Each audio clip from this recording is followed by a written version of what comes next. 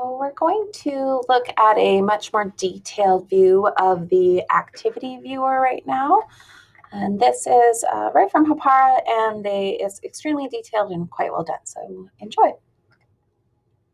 In this video, you will learn how to access the activity viewer and how it works, how the activity viewer is used in the classroom, how to use the activity viewer to provide formative feedback, how to cultivate digital citizenship in your learners, and how other Hapara teachers use the activity viewer in their classrooms.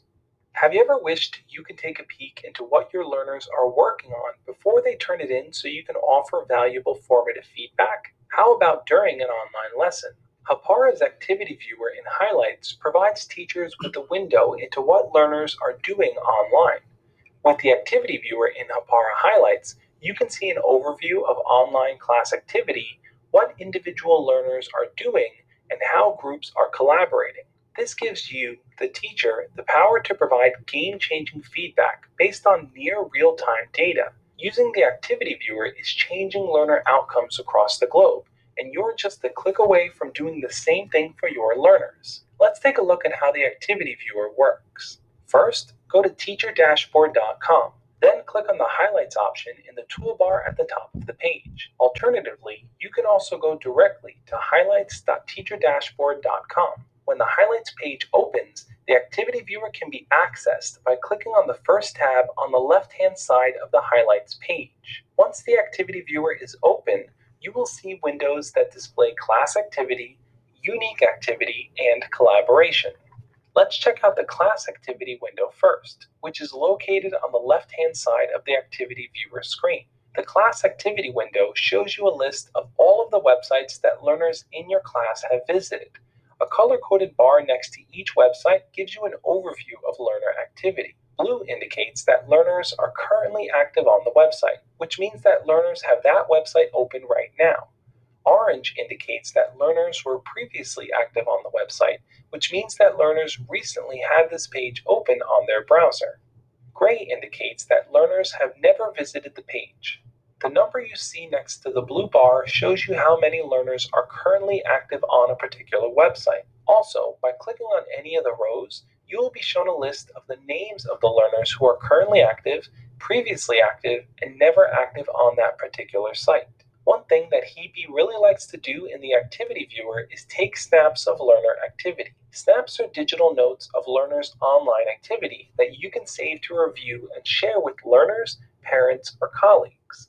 To take a snap, hover over any of the websites in the list, then click on the camera icon that appears. To learn more about snaps, check out the link to the lesson on snaps in the resources section of this lesson. Next, let's look at the Unique Activity window, located on the right-hand side of the Highlights screen.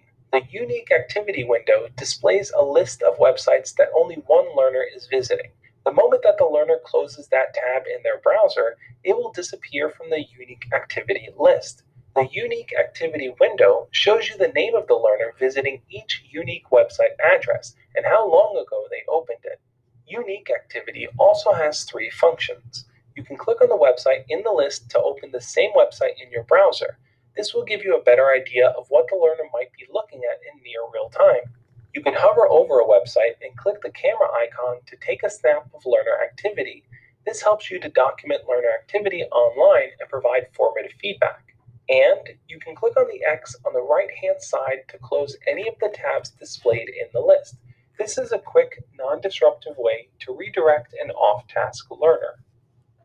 Finally, the collaboration window located in the bottom left-hand corner shows which learners are working together. Heapy is all about teamwork. The collaboration section shows all the websites, including Google Drive files, that two or more learners currently have open. You can click on a website to expand the listing and view the names of the learners who are on the same page. This window also displays color-coded bars for a brief overview of who's currently collaborating, previously collaborated, or never collaborated. You can also take a snap of learner collaboration by hovering over any of the websites and clicking the camera icon. The snap will show you a screenshot of the page, list how many learners were on it, and let you toggle between learner activity. How is the activity viewer used in the classroom? The activity viewer is most often used to monitor online learning activity and provide formative feedback during class. When learners are working on an online assignment, you can check to see how many are on task, who has wandered onto another website, and who might be getting stuck on a difficult concept based on the learner activity data displayed in the activity viewer. For example, let's say you asked learners to look for a news article on CNN.com. In the class activity window, you can check to see who is currently active and has the site open, and you can see who was previously active and has closed out of it, indicating that they most likely completed that task. You can take a snap of this to save for later use. Remember that Highlights does not save the websites learners have visited once you click out of a Highlights session. Hebe says to keep a tab with Highlights open for the duration of the online lesson. This provides you with information to take next steps, congratulate a learner for on-task behavior, redirect a learner who is off task, or help a learner who might be confused about the assignment at hand. Another common use for the activity viewer is to recognize when a learner isn't where they're supposed to be. This could be for a variety of reasons. This is easy to check for in the unique activity window. For example, if your whole class is supposed to be looking at CNN.com, you can quickly see if one or two learners have a different website open. Teachers often use unique activity to keep tabs on this and close pages that learners aren't supposed to be on. Finally, you can use the activity viewer to see who is collaborating on a group project using the collaboration window. Let's say you've assigned each group to work together in a Google Doc. By looking at the collaboration window, you can see who is working on the Google Doc together and who isn't. Don't forget to take a snap for later review with learners. The activity viewer encourages digital citizenship. The activity viewer is a valuable tool because it allows you to monitor all online activity during class time. You can easily stay on top of learner progress and employ a proactive rather than reactive approach to classroom management. And since the activity viewer is a window into what learners are doing online, you can intervene before a situation becomes a problem and redirect learners' attention. What's the gradual release model? The process of gradually transferring responsibility within the learning process from the teacher to the learner. The goal is for learners to become independent and responsible. We can all agree that being able to stop off-task behavior in its tracks is pretty awesome, am I right? But that's not the best part. The activity viewer is the perfect tool for teaching digital citizenship and implementing the gradual release model. By providing feedback on learners' digital activity quickly and discreetly, you can gradually reduce supervision as they begin to make responsible choices online. For more on how to give feedback through messaging, check out the link to the video on messaging and highlights that we've included in the resources section. At the end of the day, that's what we want for our learners, the capacity to learn online responsibly and autonomously.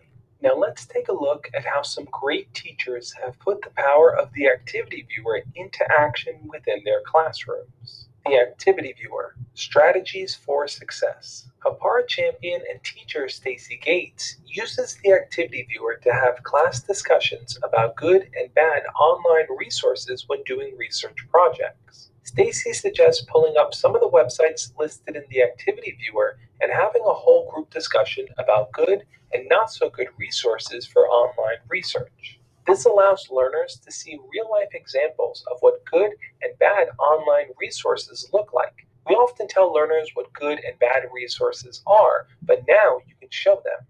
Hapara champion and teacher Kat Crawford uses the activity viewer to monitor online behavior and suggests intervening discreetly when you see that a learner has strayed from the intended task. When you see that something's up in the activity viewer, you can use Hapara messaging features to redirect the learner without getting the whole class off task as well. Check out our video on messaging for more info on this feature. Well, that's a wrap. Remember, the activity viewer is a great opportunity to guide learners through their online journey safely while helping them to develop critical digital citizenship skills.